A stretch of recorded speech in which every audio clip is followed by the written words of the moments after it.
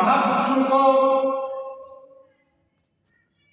यह जो अपने उपदेशी, अपने जिज्ञासु, उनके हितार्थ के लिए उन्होंने गांव गांव ढाणी ढाणी के अंदर जाकर के अलग जगा करके और हम जैसे ध्यानियों को इस भक्ति रूपी मार्ग में लगा दिया। प्यारे बंधुओं, संत और शास्त्र इस बात को कहते हैं कि ये नर जन्म मिलना अति दुर्लभ है। ये हम और आप मानव जन्म में जो बैठे हैं, ये बहुत कठिनताई से मिला है ये नर जन्म। घणो दयाळो धर्म थयो जीवने, अगले धैर्य पोते मानी आपने। ते साधु पायो लग 84 योनिया, अरे फिर पायो जन्म मरण में।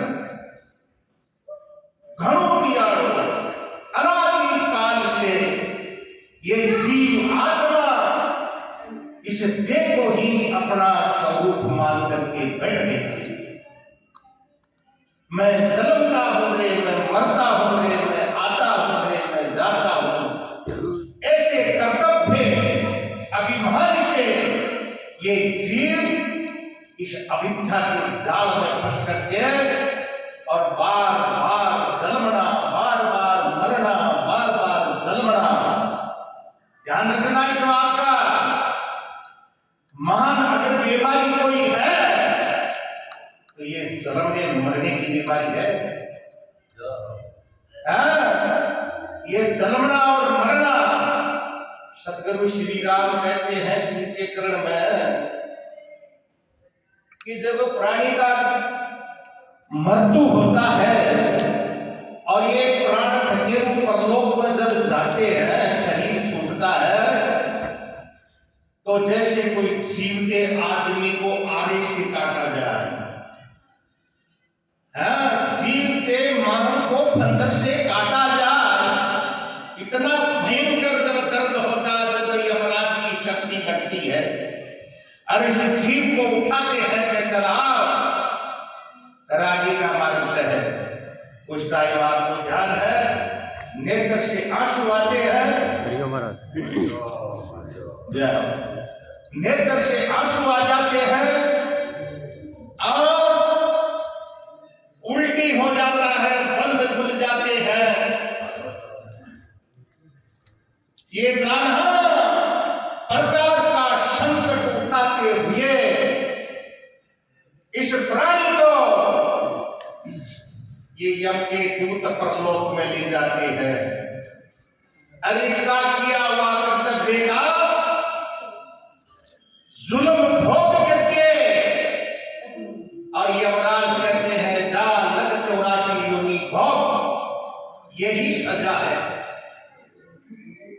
ऐसा दुर्लभ धन पाकर के मानव और परमात्मा की भक्ति नहीं करता,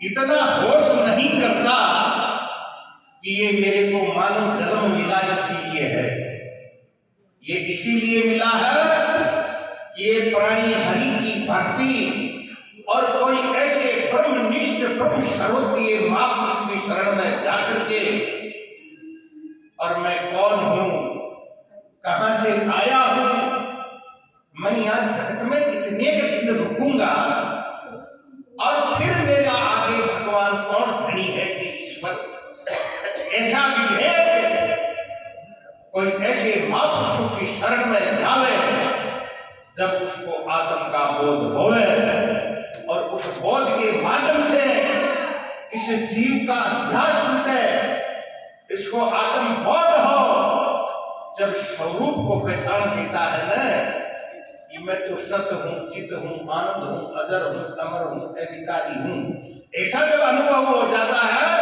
तो फिर इस देह का अध्यास खत्म हो जाता है और देह का अध्यास खत्म हो जाता है तो फिर उसका जन्म मरण का अंत आ जाता है।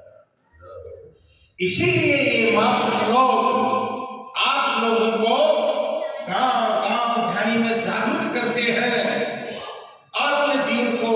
भटके हुए प्राणी को ईश्वर की भक्ति पर लगाते हैं। प्यारे बंधुओं, ईश्वर की भक्ति में आस्था रखना, अरे चले जाओगे पता ही नहीं पड़ेगा, घर पहुंचेंगे कि नहीं पहुंचेंगे इसका पता है क्या। इसीलिए प्राणी को